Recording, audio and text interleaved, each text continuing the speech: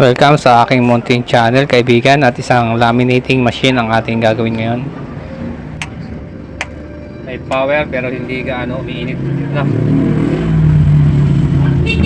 Yes mga kaibigan, hindi siya gaano umiinit, kunting init lang kaya hindi siya makapag-laminate. At pag in-on mo siya, yung pinaka pointer ng heater nakasagad na agad. So hindi siya nakokontrol. So may nagawa na tayong mga ganito, hindi lang natin na video. At content na tayo ng 2 beses mga nakaraang taon na. At iba naman yung mga naging problema niya. Ito rin ay iba.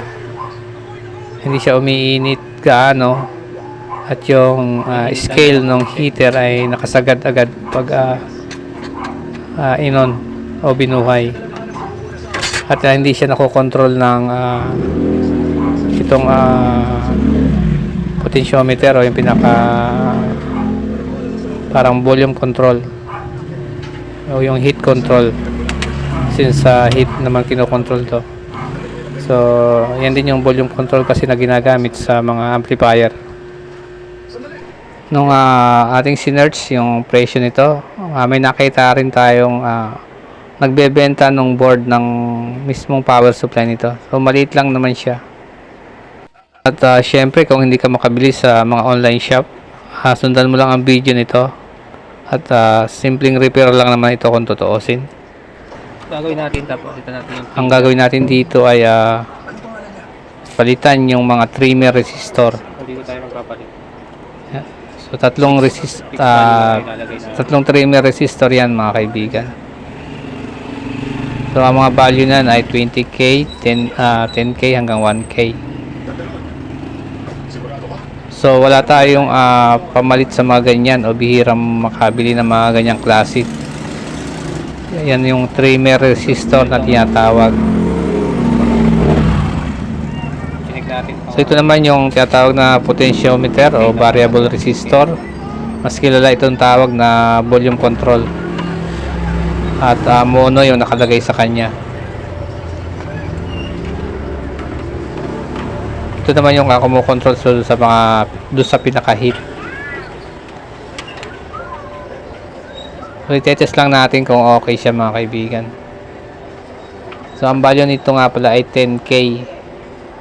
So kung okay naman yung value niya at di siya nag-change value or nag-open, hindi na natin siya papalitan.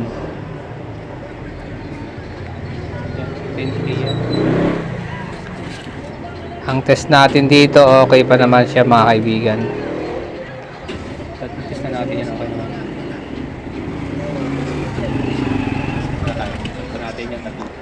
So yung papalit natin dito ay yung fixed value na resistor. So ayan mga kaibigan, senior cut na natin. 20K hindi natin pinakita yung pagpapalit natin, pero ang pinalit natin makikita naman dyan sa value ng trimmer resistor. 20k ulitin lang natin, 20k, 10k at 1k. So ang pinalit natin doon sa 20k ay 10k. Doon sa 10k pinalit natin ay 4.7k, wala kasing eksaktong value. So yung 4.7k mas malapit kasi yon, at yung 1k ang pinalit natin ay 470 ohms. So yan ang ginawa natin mga kaibigan.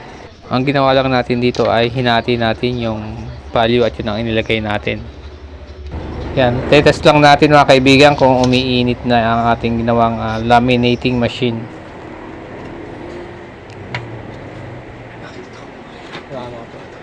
So pagkakaalam natin dito, hindi siya basta-basta kaagad makapag-laminate pag bagong buhay o sa pagka-on mo pa lang hindi agad magla-laminate siya. Hihintayin natin na uminit muna itong ating laminating machine para dumikit yung plastic na ating ilalaminate. At isa pa sa pagkakaalam natin mga kaibigan, automatic na namamatay yung heater pag mainit na siya. So parang doon sa plancha na automatic na go off. So siguro para makaiwas masunog yung ating nilalaminate pag ganun. So ulitin lang natin mga kaibigan na nakakita tayo nito sa online ng power supply o yung mismong board nito. Itong minodify natin o pinalitan ng fixed value na resistor. So fixed value ibig sabihin yun yung hindi na a-adjust ang value, ibig sabihin yan mga kaibigan.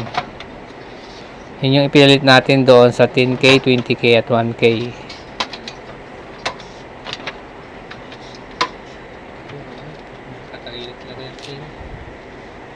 So itetest natin mga kaibigan. So tulad ng sabi natin, hindi kagad ito makakapag-laminate ng mga ilang minuto. Siguro nung i-test natin ito mga ganito mga 3 minutes bago siya makapag-laminate.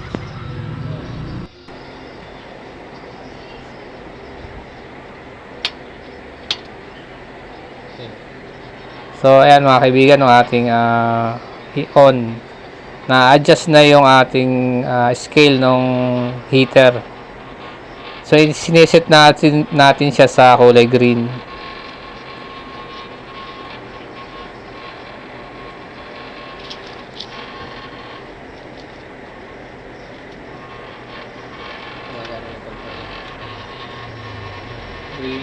So yan yung kulay green mga kaibigan.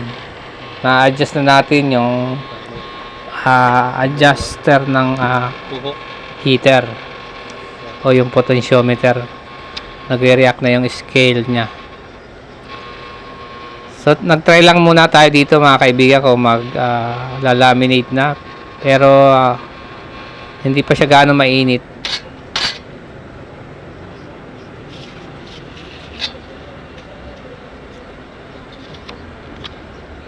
So hindi pa siya nag-laminate, hindi pa dumikit yung ating plastic. Magano mainit? Kaya na magano mainit. Tulad ng sabi natin, pinapainit muna yan mga ilang minuto. So sa pagkakaalam natin, mga 3 to 5 minutes.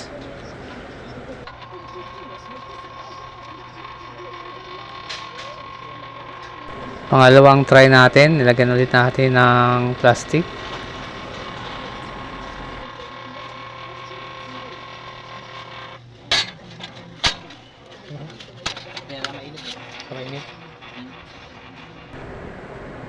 So maring hindi pa mainit talaga itong ating laminating machine.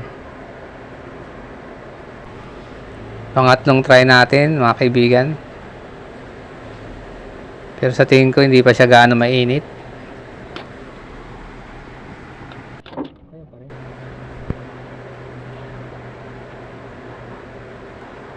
So pang-apat na try na to mga kaibigan. Mukhang mainit na yung laminating machine.